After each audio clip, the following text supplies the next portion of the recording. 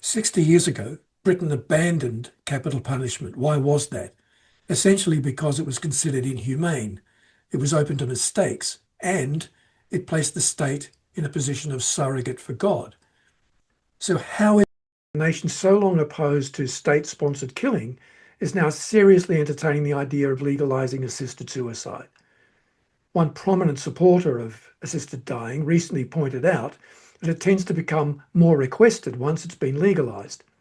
But that's surely not a sign of a healthy or prosperous country. It's a sign of decay from within.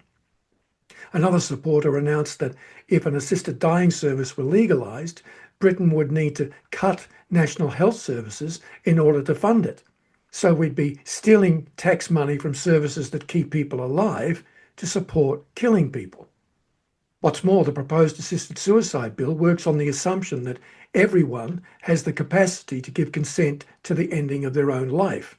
But assisted dying laws leave the door wide open for abuse and coercion. Palliative care, when it's properly funded, relieves suffering in most cases. Some experts say as high as 95% of cases. The answer to inadequate care is better care, not lethal injections. Legalising assisted dying sends the message that some lives are not worth living. It's a terrible message to put out there for troubled young people who desperately need reasons to be alive and the sense that they have a future. It's a horrible message to present to the elderly, who should receive our respect rather than dismissal. And it's an awful message to send to those who are physically challenged in some way.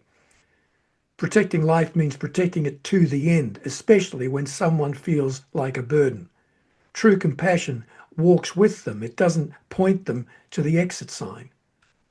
Assisted dying might sound tolerant, but its implications in terms of human autonomy, mental health, familial relationships, medical ethics, social values, and the business of death are not being addressed by supporters in the current debates.